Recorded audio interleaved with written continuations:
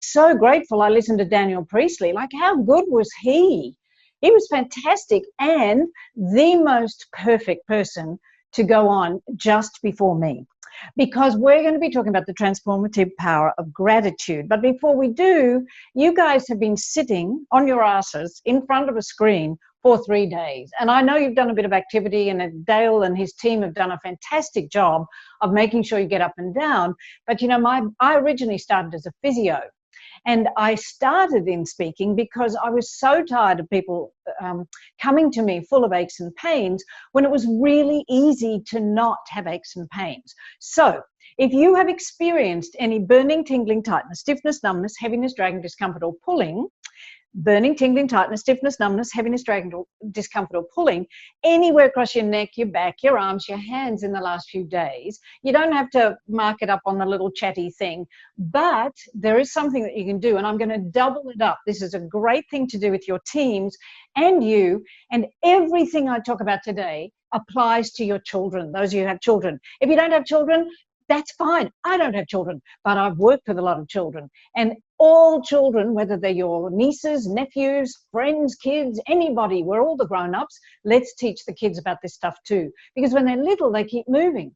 And as we make them go to school and sit forever, mind you, these days they sit forever in front of screens anyway before they get to school, but we ruin our bodies. So you're going to do a double whammy thing. This is going to be something that will stretch your thoracic spine, which is the thing that goes like this, particularly when you haven't got your screen set up ergonomically. So the inside of your screen, the top of the inside screen, should be level with your eyes as you're looking at it. And that way you maintain a good neck posture. But you should also have a chair that has really quite a small low back, so it fits right into the small of your back. Mind you, I didn't plan to talk about this, but it's very important, obviously, for some of you out there. And these are cheaper chairs. Do not go for the fancy high back chair that you think makes you look like a super cool executive. It doesn't. It's crap for your back. So you pretend you've got a backrest that's smaller. And the first thing you're going to do, because the thoracic spine, the neck, you can tilt back. The low back, you can arch. But the thoracic spine needs something to leverage over. So if you've got a chair back that's about there, reach your arms up in the air and rock over the back of the chair. And hopefully you haven't set the back of your chair to go rocky, rocky, rocky, rocky, because it's bad for your back. So set it to lock and then arch over the back of the chair and try to feel it stretching across between your shoulder blades. That's the thoracic spine. That's the first thing. And you just reach up, stretch a few times, like lean back a bit, and then relax. And you can roll your shoulders a bit, but you did that earlier this afternoon. The second part of that is that you all deserve an enormous ta-da for sitting for 3 days, absorbing that loads of information, and then doing an action plan like Dale just did with you a while ago to implement your top 5 strategies. This is an awesome amount of work and a huge amount of effort that you're putting in, and all of you deserve a ta-da. So I know 90% of you are going to be sitting by yourselves, but you've already joined in, you do the clapping, you're getting used to it. Now's the time to really break out. And so you can shout, unless you have a baby that's asleep, okay, so then don't shout. Stick your arms up in the air and do a giant ta-da, that you have done a great job. And look at yourself in the little Zoom picky thingies of your images of you and see yourself doing a ta-da, and look at 30 of your best new friends who are doing a ta-da as well. And if you're going to sit there and go, I'm not doing a ta-da, that's ridiculous, I'm sitting here by myself, slap yourself and stop it. Because you all deserve a great ta-da. And if we fall into that cynical, Aussie kind of a curmudgeon type thing, then you're one of the ones that's in the, not the monkey side, not the visionary side, but the reptile side. Because it's faux what? Fear of what others think. And when we find people who celebrate life and celebrate themselves and celebrate their achievements, not only are we much better leaders, but we achieve a whole lot more. We attract people more. Who wants to go to somebody who's like, oh, I don't do it today, no, screw it. You go to the ones who are going, ta-da! and having a great time. So that's the first thing. You all deserve a ta-da. High five, well done, but I prefer ta-das. And the second thing is, when Daniel was talking about the reset, that ties so perfectly into what I want to share with you about gratitude and the transformative power of gratitude. I wrote a book on joy a long time ago now, but the first chapter is gratitude, because gratitude is the entrance, it's the path to joy. It's the thing that opens up our hearts and allows us to look at things very differently. It's impossible to have a heart full of misery and fear and a heart full of gratitude at the same time. Did you get that? It's impossible to have a heart full of misery and fear and a heart full of gratitude at the same time. So, first of all, gratitude is your full-on path to joy. And secondly, it's the master reframer. It's the reframer of everything. And everybody this 3 days has talked about COVID to some degree. And you know, we talk about the crisis and the pandemic and the terror and the pain, and yeah, it's all of those things. But honestly, why don't we just reframe it into the COVID experience? It's an experience. We're all having an experience, and as Daniel so brilliantly finished up with, you can look at the word opportunity and you can say it's nowhere. Now, you guys are all in business blueprint, so you really are going to be at the pointy end of the curve or the arrow, and you're going to be the ones with a great mindset and a great spirit. But some of you will still, you know, and we will be discombobulated. We've been through shock. I'm either the same or a little bit worse than most of you. When you're a speaker and this happened, gone. I've had, I don't know, 30, 40 jobs cancelled that I'm looking at cancel. Oh, not that many, about 20 cancelling. And my income just dropped like a rock, nothing. And that has taken both Mel and me some time to adjust to the shock. But it has been a fabulous opportunity, because there are 3 things for which I'm grateful that while I'm telling you about them, it would be great if you just quickly jotted down. You don't have to do it in the chat. You can do it in the chat if you want to, but you can do it personally if you want to.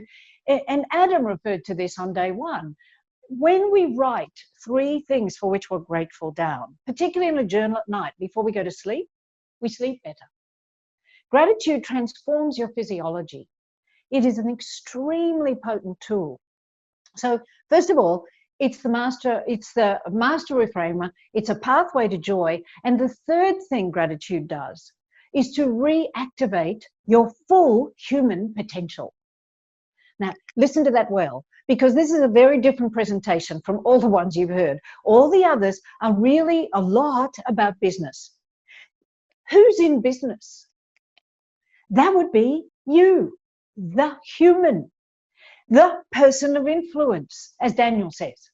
You are the one. And if you aren't in great shape, if you're not maximizing your own potential, you'll be good, but not great. So this is a phenomenal way. Gratitude is a phenomenal way, excuse me, to reactivate your human potential. And that's one of the most exciting things for me that's come out of COVID. So if you're thinking about 3 things for which you're grateful, I didn't add the extra part last time. I just wanted you to think about things for which to be grateful. Now, think about 3 things for which to be grateful that have come out of this COVID experience for you. And I'll share with you mine to give you an idea of the bigness, the potential nature of what can come out. And the first is, I'm extraordinarily grateful that this COVID experience has happened, because it has given me time to work on my business and not just in my business. And Mel is my business partner, really, and my boss. And it's given Mel and I, and mind you, she's having to do it much tougher than I am. She's at home with a 6-year-old doing an incredible job and still helping me and another company. Oh, and managing with her husband as well. And so apart from the breakfast wines that we're sharing together, just kidding, well, not really. And if you could, have you seen that Facebook post that says, can anybody recommend a great breakfast wine? Oh, well, let us know. If you can put in the chat box. Anyway, I'm just kidding. I'm not an alcoholic yet. But have you read how they're anticipating a huge surge on Weight Watchers in AA at the end of this? Well, gratitude is your path to not ending up in AA and not ending up in Weight Watchers. So if we go back to reactivating your full human potential, because you've got it there, you've been activating it to some level, but some people haven't. And we can help reactivate our potential for all our teams, for all our family members, and for ourselves. So the first thing it's let me do is to work on my business, not just in my business. And that, you've all heard of that. Michael Gerber wrote the book, The E-Myth, and in his book he says most entrepreneurs fail because they're too busy working in their businesses, they're not working on their businesses. And everything you've heard these last 3 days has geared you towards that, has got you to a place where you're working on your business. So this session, it's about working on your life. And that's the other part I'm grateful for. This is part 2 of point 1. And the other part is I've been able to work on myself.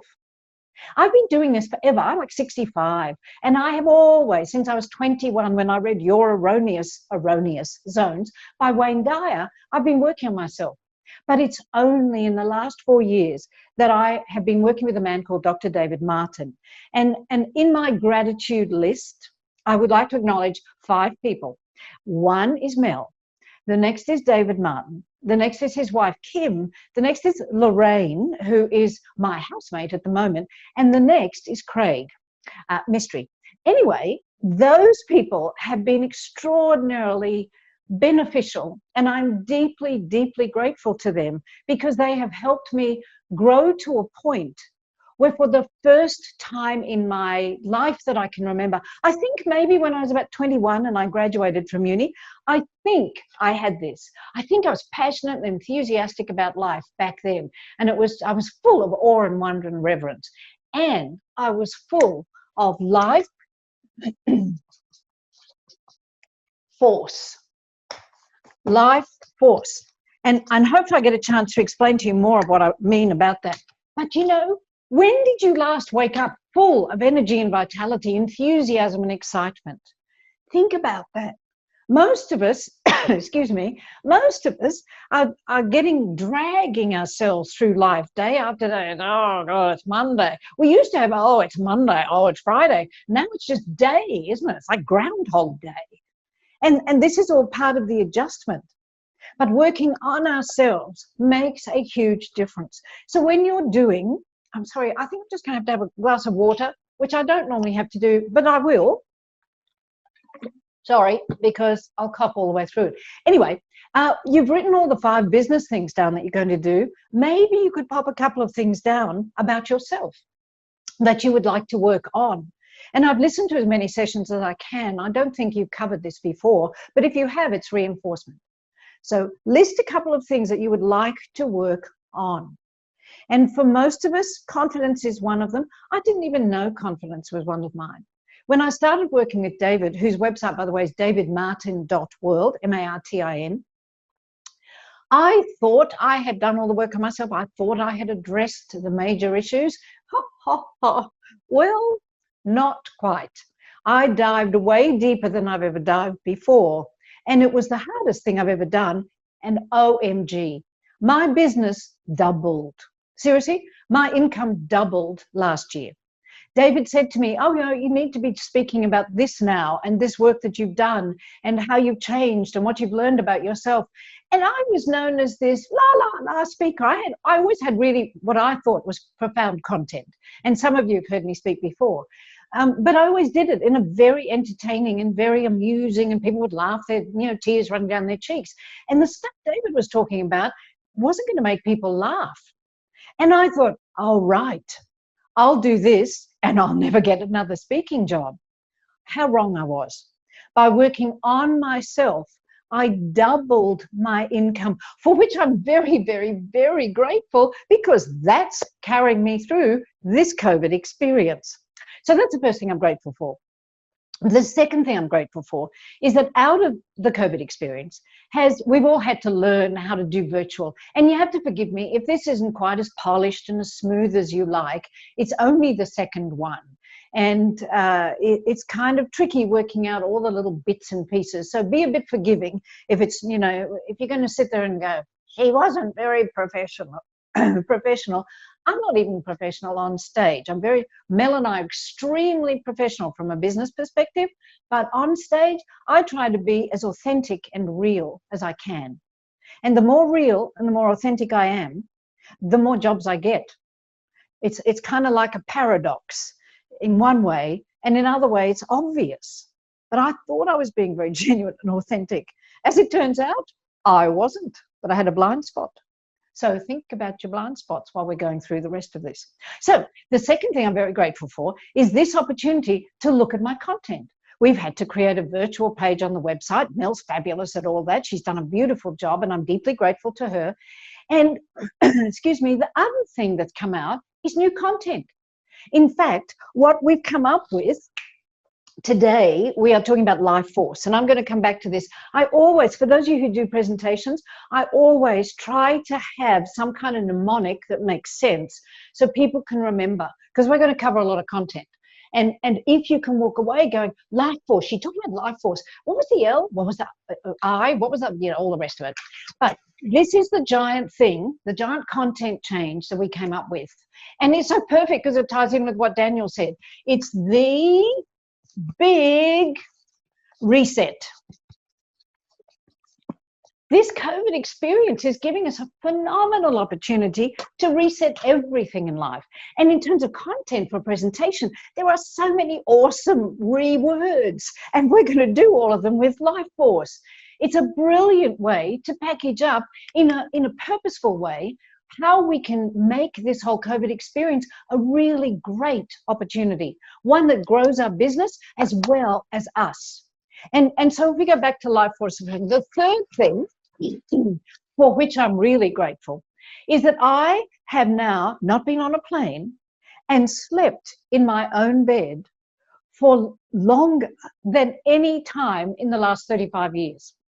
And I have to say, it has taken a little adjustment. Seriously, I haven't slept in my own bed for longer than, I don't know, I think the longest I've ever done is a month. Maybe the max was 5 weeks. We're nearly up to 3 months. It's kind of awesome. Weird, but awesome. And I haven't been on a plane in that period of time, which is fabulous. Like, I mean, it's sad to say, but when you're a speaker, I feel at home in a whole lot of airports around America and Australia. I know them intimately, and the lounges.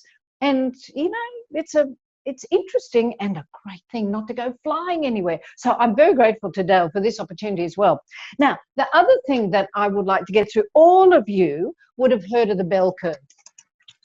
And there is an alternative version to the bell curve that I'd like to share with you. And you know, the bell curve is roughly split into 3.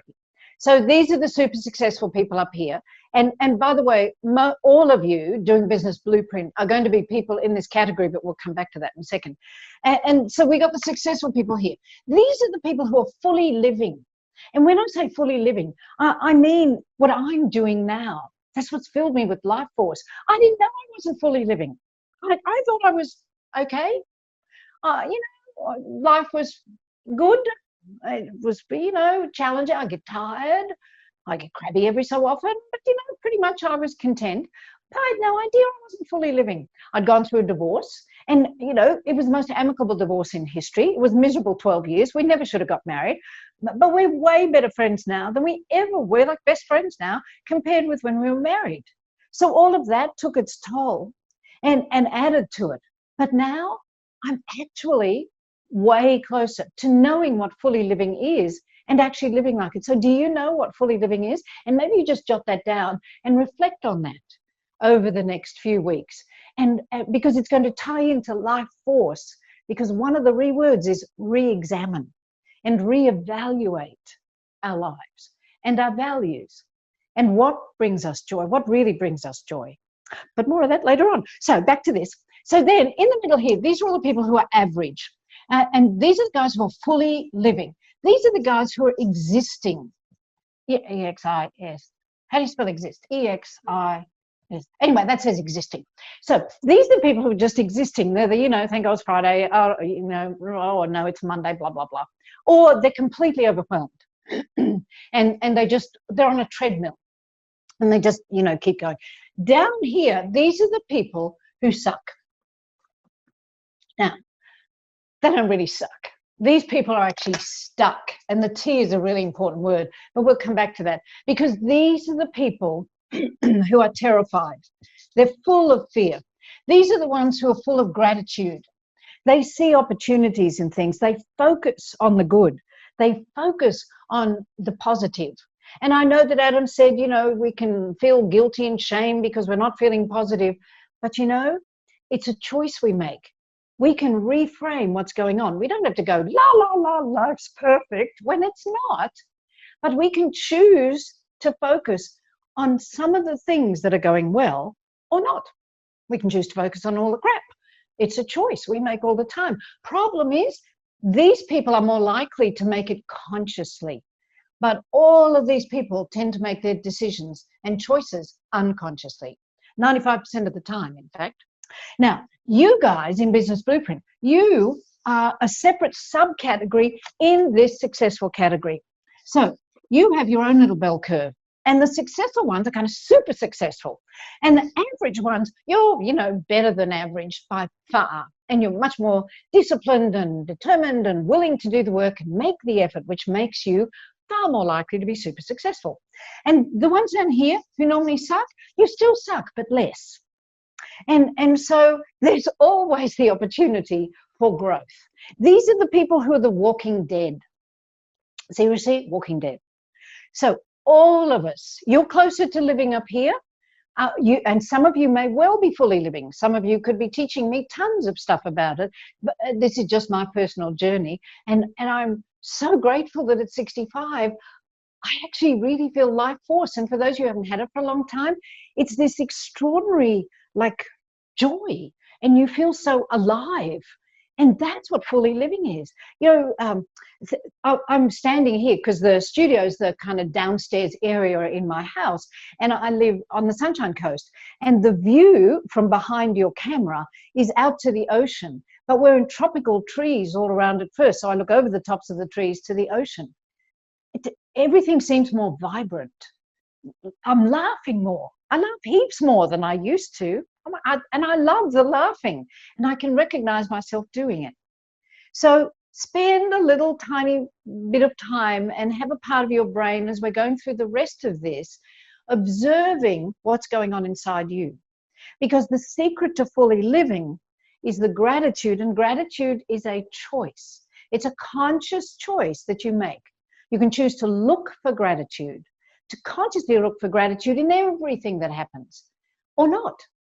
But know that if you choose not to look for gratitude and not for things for which to be grateful, and you don't train your brain into doing that, because we can train our brains, then life becomes much tougher and looks much darker, and we lose a lot of our life force. So let me come back. Remember this little mappy thing, and let's come back to life force, because the L stands for learn.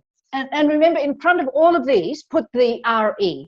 So we're reactivating human potential. There's the re. And don't be sitting there going, oh, she's just doing this for a virtual presentation. I do this on stage in front of tens of thousands of people. So, again, we don't always have to be fancy. We just have to be real. And I got 2 flip charts here, and I got the fat pen, and my fat pen's running out a little bit by the look of it, although I did test it before. So all of these, it's the first one is learn. Alvin Toffler, the great futurist, said, intelligence in the future will not be measured by the ability to read and write.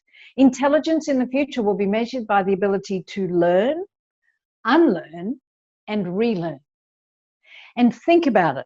How much have you learned, thought was true? That's it. That's the way we do things. This is the way you do business. This is the best program ever. Only, and it's happening much faster these days, you have to unlearn it, because now that's not the best thing since sliced bread. Now there's Zoom, Microsoft Teams, 47 other ways that you can talk to people. There's Messenger, there's WhatsApp, there's blah, blah, blah, there's FaceTime, etc., etc., etc. And so we are constantly learning, unlearning, and relearning. And that's what happened to me about myself. And what will happen with all of you if you really dive deep and you actually want to learn more about yourself and about everybody you're in a relationship with. I had a discussion earlier this afternoon that actually took a lot of courage for me to have, because I wanted to find out more about someone. And I had been feeling a bit uncertain and a bit insecure, and I was losing a bit of confidence. And I thought, and I was thinking it was based on their behavior, but I slapped myself about the head, of course. And then I realized, no, wait. What is going on inside me that's causing me to feel this way? Because nobody else ever makes you feel anything. Surprise. And some of you will be sitting there, oh, that's a load of crap. Of course, other people make you feel good. I'm going to hang around them, I feel good. I'll hang around them, I feel like crap. No. Who is in charge of your feelings? 100% you. You are in total control of your feelings. And I was talking with a bureau agent in America the other day, and we were talking about how people are responding to the COVID experience. And she didn't use the word experience, I introduced that. And she said it reminds her of the Auschwitz prisoners and concentration camp survivors, because they were the ones who did not let their spirits get dampened. They were the ones who did not give up. They didn't allow other people to influence their feelings. They consciously chose their feelings, and many of them consciously chose to serve everyone else, no matter how unwell they were. And they chose to find things for which to be grateful. It's extremely powerful. So I dived in and I had courage, and I asked what was going on. I explained how I was feeling, and I owned it. I knew that I was feeling this, but I was a bit uncertain about a couple of things. And I knew that if I understood the other person's perspective, then things would change for me. I would be able to then understand better and look at how I am choosing to respond and react and behave and feel, most importantly. So learn how you're feeling and unlearn the habitual numbness that many of us go through. Hands up, that's me. Honestly, 4 years ago, I couldn't tell you how I felt. Numb was a word that would come up. I could tell you if I was miserable and unhappy, but, kind of numb was the core go-to word. And so all of this has teased out. Go forth and learn. It fills you with joy to keep learning. Yeah, it's tough if you're doing this for yourself, but learn about others too. See, for example, if you're in a relationship with somebody and you're at home and you're with your whole family, you probably want to stab someone now, but keep breathing. That's your own feeling. And it's other people irritating you, but you are in charge of your feelings. Anyway, if you go out and you ask these people with whom you are in a relationship, so we're going to do work in home, okay, so the home ones, you say to them, watch how I'm doing it, because the non-verbals are critical. So if I just look at you and I say, what do I do that makes you feel that I love you? It's kind of harsh. Now, watch what it's like with the right non-verbals. So non-verbals, 80 to 93% of everything we communicate. Here you go. What do I do that makes you feel that I love you? And and don't go like this. If you go, what do I do that makes you feel that I love you? They're going to get a head injury non-verbally. And so it's, what do I do? All of you do it with me now. And don't feel a dork. That's a choice. You're sitting in front of a computer, for goodness sake, and hardly anybody, 29 other people can see you. And they're all going to be doing the same thing. Plus, you're at this end of the curve, remember? You're the successful ones. And if you're going to sit there and go, I'm not doing that, then you're at the suck end of the really super successful curve. So stretch yourself. Ready? Here we go. Do it with, oh, wait. Let me show you the wrong way. So the wrong way is to go, what do I do that makes you feel that I love you? So watch your hands. Remember, we've done that twice. So you're going, what do I do? Gently land on your chest. That makes you feel, gently move out to the other people, that I, gently touch you, love, not a bounce, it's a love you. Got it? Okay, so do once more. What do I do that makes you feel that I love you? Well done. If you all did it, well done. Right now, I have to look over it. Did they all do it, Mel? Oh, way to go, guys. High five. You deserve it. Ta-da. Ta-da. So don't just launch out of the room this afternoon after you've drunk 57 cocktails and go bouncing over to your family and go, what do I do that makes you feel that I love you? Because they'll look at you and they go, what did you talk about in that seminar? What did you do? And so go out and say that you just finished listening to me and I was talking about learning and relearning and unlearning and examining ourselves and working on ourselves. And this is a perfect time. And we're going to go to one of the C words in Life Force is, well, the only C word in Life Force is to recalibrate our relationships. And that's our relationship with ourselves, which I've already been talking about, and our relationships with others. So that when you go and you ask them this question, for goodness sake, practice listening. And if somebody says to you, and by the way, we make assumptions about people all the time. We assume we know how to love our partner. We assume we know how they want to be loved. We assume we know with our children. We've been with our children forever. Of course we know how to make them feel loved. Have you ever asked? Because very often it's really interesting with children. You and even teenagers, they'll roll their eyeballs, they'll look at you and they go, oh, but they want you to do it. That means you care as long as you listen. So if you ask someone the question and they say, well, oh yeah, by the way, don't just like slam it on them. Give them a little bit of time to think about it. So when you start dinner tonight, maybe you bring this up and you chat about other things, right? And say, you know, when you've had, when you finished main course, it's Friday, isn't it? It's Friday, it's day. Oh, it's Saturday. Silly me, thanks, Mel. We thought yesterday was Thursday. Anyway, so when you finish that, you can say, okay, let's all answer the question now. When someone says something like this, well, I feel like you love me when you hug me. If you answer, no, I'm not a hugger. Knew that when you married me or you got together with me. No, never been a hugger. No, not going to hug. Don't ask the question. You do what your partner or children say makes them feel loved. So that's home. At work, do not go to anybody at work and say, what do I do that makes you feel that I love you, because you'll be sued. So you go to people at work and you say, what do I do that makes you feel that I really value your contribution? Because everyone wants to be valued for the specific, and if you give them a specific contribution, it has much more impact for them. And you know, just yesterday, where was I? Maybe it was today. I'm old. I lose my memory. I was somewhere. Oh yeah, yesterday. Well, my housemates, Lorraine's son-in-law is staying with us with his family. And he was talking about a job he was in. He loves the job. He loves the technology. He hates the leaders. He doesn't hate the company. People don't leave the companies. You know that. They leave leaders. Because he hates them. Because he knows they don't care. Or he perceives that they don't care. And that's the really important thing. So when you go to work, ask them, what do I do that makes you feel that I really value your contribution to the organization? And then listen. Some people want you to stand them up and give them, you know, 57 hurrahs and a ta-da in front of everyone. For some people, that's torture. So when you really care about someone, you're going to connect. That's the other C word. Look, other C word, connect. Heart to heart. And we're going to come back to that one too. So go forth, relearn, unlearn, relearn.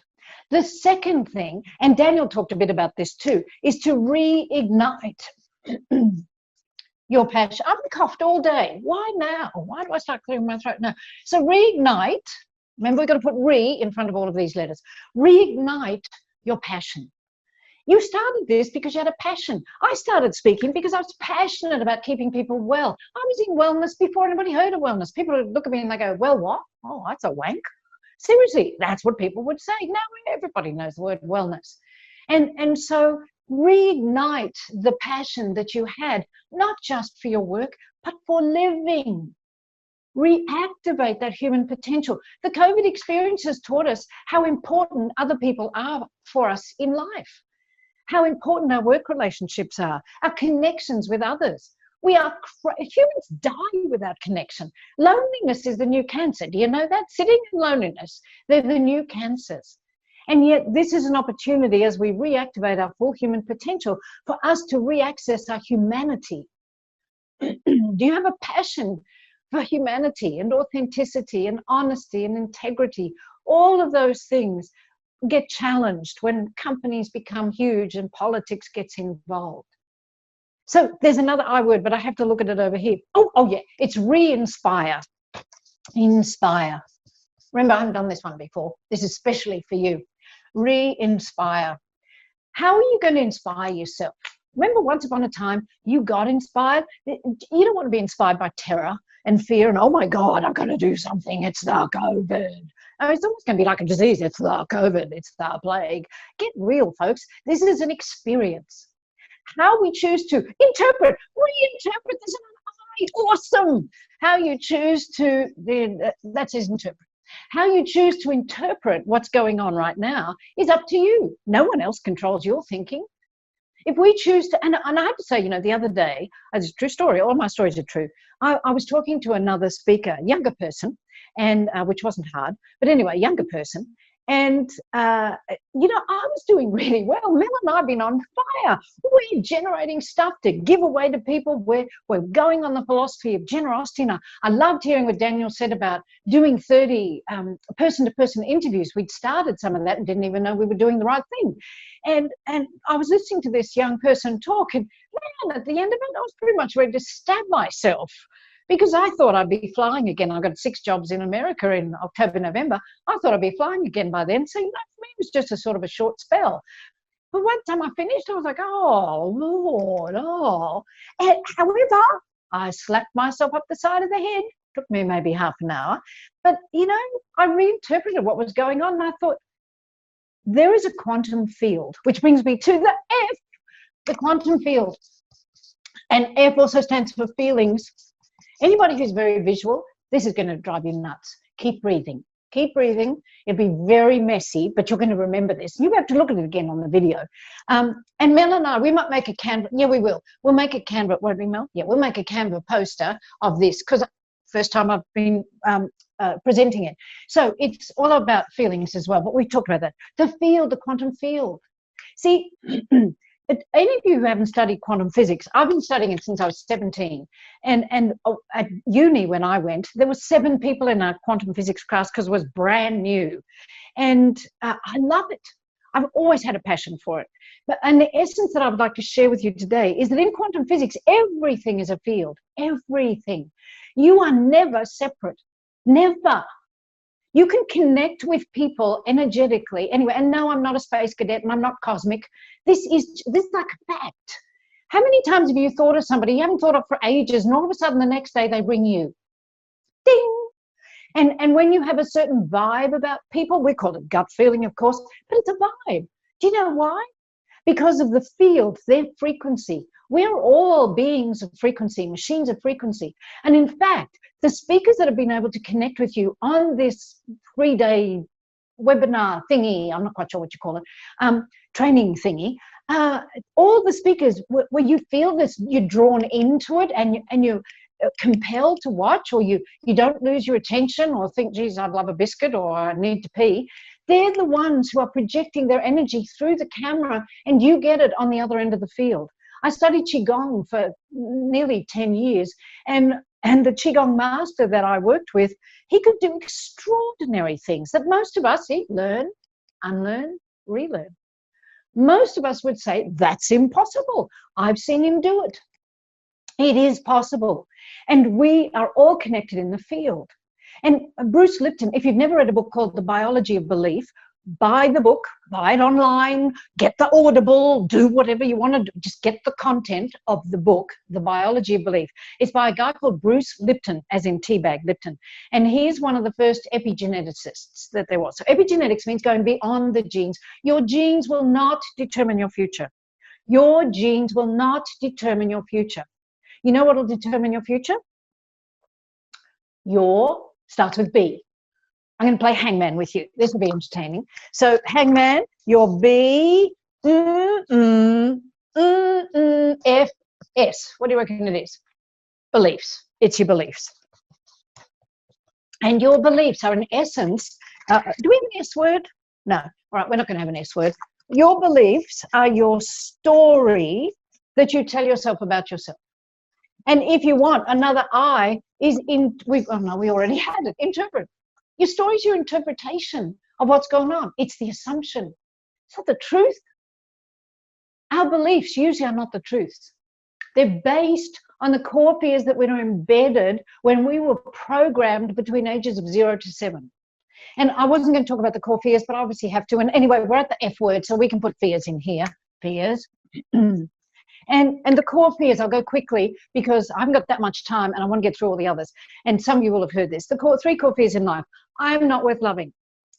Most women get this one. I'm not good enough. A lot of men get this one. Now, it doesn't have to be one or the other, and you can have both. But that is the first core fear. It is not true.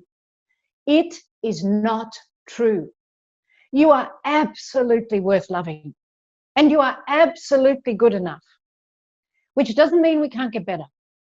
We can't be more. We can't activate our full human potential. We can't be the astonishingly, beautiful being that we are. And you are an astonishingly beautiful being. And it took me, this work with David, I knew for years I didn't think I was worth loving. You know, that's childhood stuff, and alcoholic father and abuse as a child, you know, stuff like that. And that almost everybody has. And I don't mean to belittle it, but I've integrated it. You know, I'm not a victim from it. And I've learned from it. I've unlearned and I've relearned. Because the story I learned about myself was not that I wasn't worth loving, but I was worthless. Absolutely worthless. And you would never know that if you saw me. I've won awards all over the place for speaking. I've had an incredibly successful career for 35 years. Seriously, 35 years. I've been, even though I'm old, I'm considered kind of a legend. And, you know, Aussies, we don't brag. And I'm not trying to brag. It's just what is. But you would never have known how I felt on the inside. And when I started to deal with the fact that I was not worthless, I didn't become an arrogant pig. I just became more authentic. I started to find out who I was. And that's when my business doubled. Find a way to be authentic by checking your stories, because your stories generally are not true. You are worth loving and you are good enough. The second core fear is that I'm unsafe in some way. Very common if you have alcoholic parent or parent with mental health problems or some other issue. And you know, most of the time we are safe. If you're in a dark alleyway and you hear somebody walking towards you with a knife and they pull it out of a sheath, run. That is a good time to be frightened and fearful. But most of the time, there's nothing to be frightened of. COVID is not this big fear. You, at some level, energetically in the field, you will, this one's a bit deep, but you will attract stuff like that if you are rigid with fear. Relax. Boost your immune system. Do things that fill you with love, because we'll come back to epigenetics in a second. The third core fear is that I'm separate. It's a fear of separation. And I've already explained you're never separate. In the quantum field, we are all connected. So I was saying, I don't think I finished the sentence. When you meet someone, you get this gut feeling, you get a vibe. That is because of the frequency. You want to hang around people with good vibes. You do not want people who are permanently miserable, energy-sucking spirit foofers who will drain, seriously, the life force out of you. So this working on your life, this opportunity that the COVID experience presents may be to clean out some of the people with whom you hang. Because those who do not lift you up, those who drag you down, are sucking out your life force. And it happens. Now, Bruce Lipton, in the book, The Biology of Belief, he says we're all skin-covered petri dishes. And inside, you know what a petri dish is? When you were at school, those little petri dishes in chemistry, we used to put like a frog's leg in it and then put liquid stuff.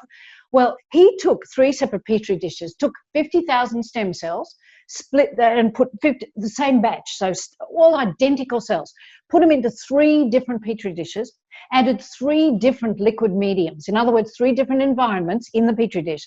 One not turned exactly the same cells, one not turned into nerve, 1 muscle, 1 bone. What was different?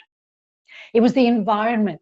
And chapter 2 in his book is that it's the environment, stupid, the environment that you're in, which is the field that you're in. You know, you walk into, I don't know, some office somewhere, and instantly you're struck with, whoa, this place feels great. Or you walk into another place and instantly you go, ew, I don't like the feel of this place. That's the field. That's why, excuse me, the person who's at the front desk, you know, if you've got lots of staff, the person at the front desk is so critical because they set the field in some ways. The CEO sets the whole field. That's called the culture. We talk about culture, but truly culture is all about field. And the culture is determined by how people feel about themselves within the field. And how they feel about themselves is their own stuff, but you as leaders support it, or you as the entrepreneur support it. So this concept of how we feel and how others feel around us and the environment we create, do we create a safe environment? Adam mentioned that. But you look at it now, how many workplaces are getting into trouble because people don't feel safe? Bullies never feel safe because they don't feel loved or lovable. You're human. You work with humans. Your customers and clients are humans. We are all humans. And you can get as sophisticated and as fancy-wancy as you like. And at the end of the day, you know what everybody wants? To feel good about themselves, to feel lovable, and to feel love. And when you're in love, every cell in your body is healthy. Every cell miraculously changes. Every system in your body changes when you are deeply in love. And imagine what it would be like if you're in love with yourself first. And don't think I've got all the answers to that one, but I'm on my way. And I've been on my way for 3 years. And I think at 65, it's really exciting. And I have just fallen in love. It gives lots of people hope because they go, whoa, she's really old. Gee, she could fall in love. And I'm like a teenager. It is fabulous. And apart from this little cough that I've got just at the moment, I'm incredibly healthy and getting healthier by the minute. Go forth and shower your families with love.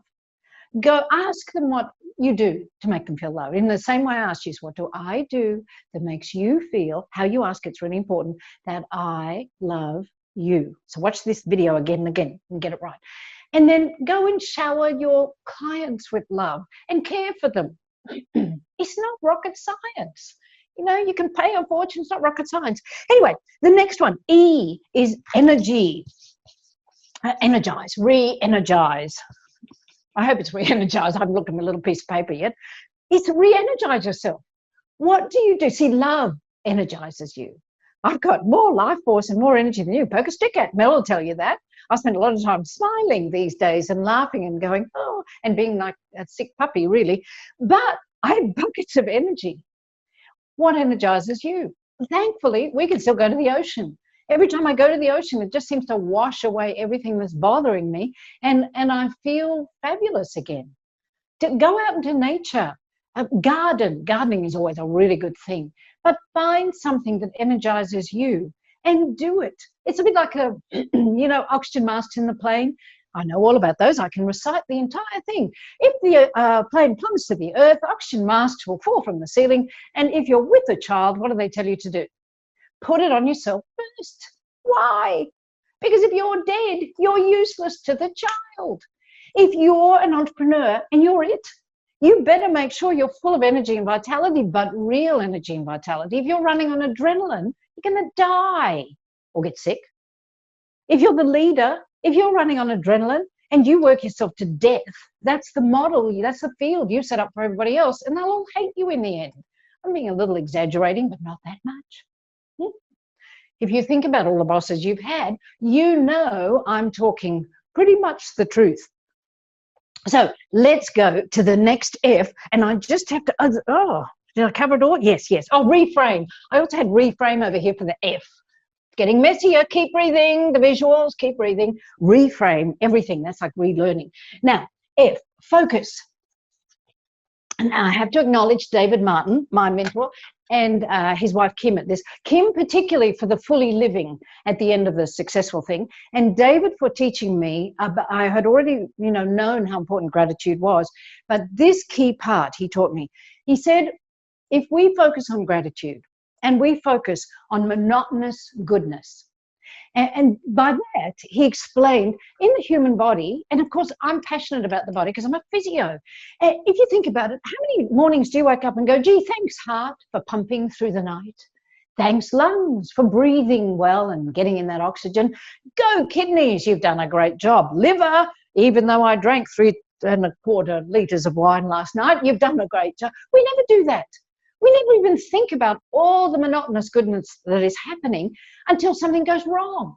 That's just in your body. What kind of monotonous goodness is going on around you now? How blessed are we to have a roof over our heads, houses.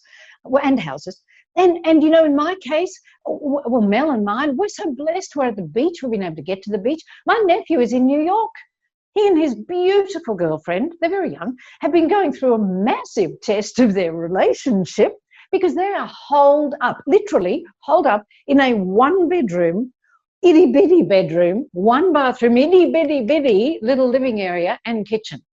They have not, and their only outside area is a tiny balcony that looks onto brick walls.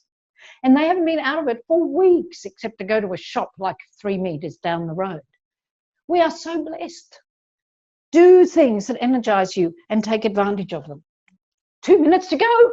Oh, 2 minutes to go. Listen fast. Should have told me sooner, Mel, like 30 minutes.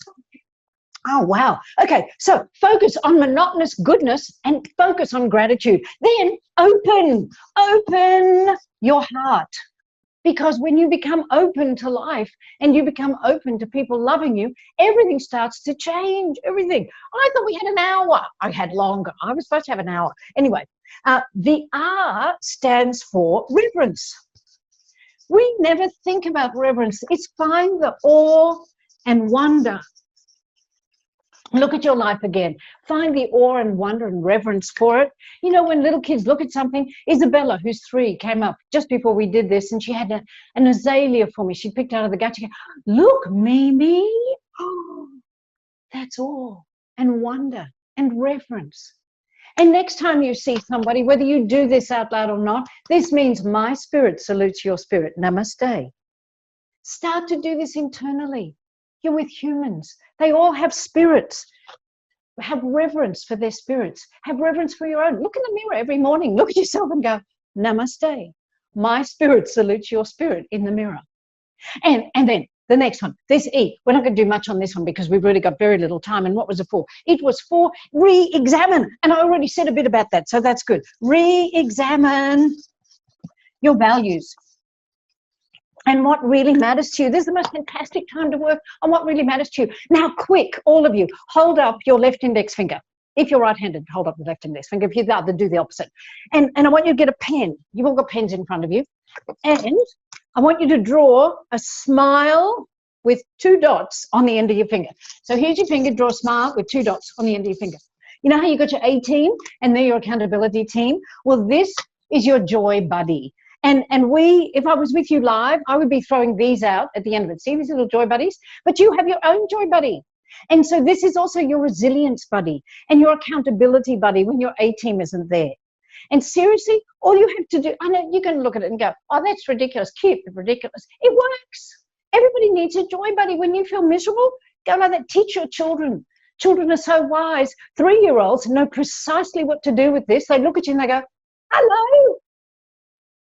Do it. It works. When you're feeling miserable, put on your joy buddy and walk around and start to increase your life force by doing all of these sorts of things. And I may be just like a couple of minutes over, if that's okay, but you're only going to drink, can't you?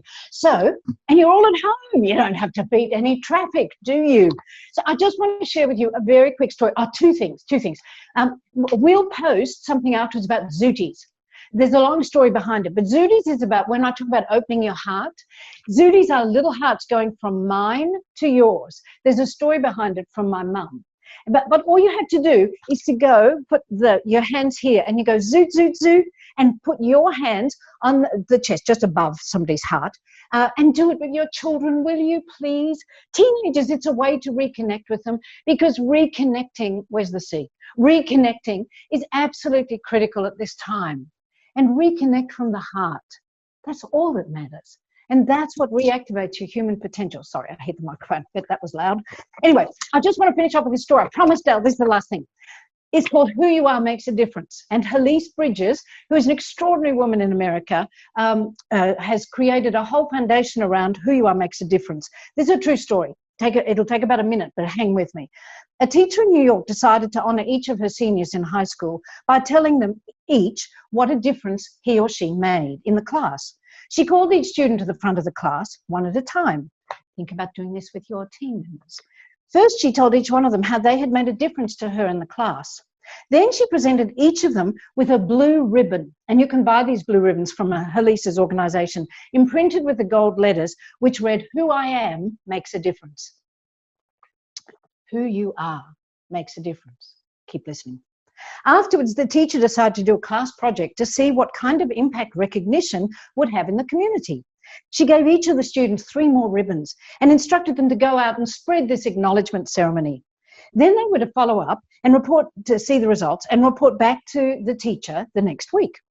One of the boys in the class went to a junior executive in a nearby company and honored him for honoring awe, wonder, respect, reverence, excuse me, and honored him for helping him with his career planning. He gave him a blue ribbon and put it on his shirt. Then he gave him the 2 extra ribbons and he said, "We're doing a class project on recognition and we'd like you to go out and find somebody to honor. Give them a blue ribbon and then give them the extra blue ribbon to pass on to someone else so they can acknowledge a third person. So we can then keep the ceremony going. And then please report back to me and tell me what happened." Later that day, the junior executive went in to see his boss, who, was pretty much a grouchy kind of a fellow. He was known to be grouchy. He sat his boss down and he told him that he deeply admired him for being a creative genius. The boss seemed very surprised. The junior executive asked him if he would accept the gift of the blue ribbon and would he give him permission to pin it to his coat. The surprised boss said, "Well, sure." And the junior executive took the blue ribbon and placed it right on the boss's jacket above his heart. And he gave him the last extra ribbon and said, "Would you do me a favor? Would you take this extra ribbon and pass it along by honoring someone else?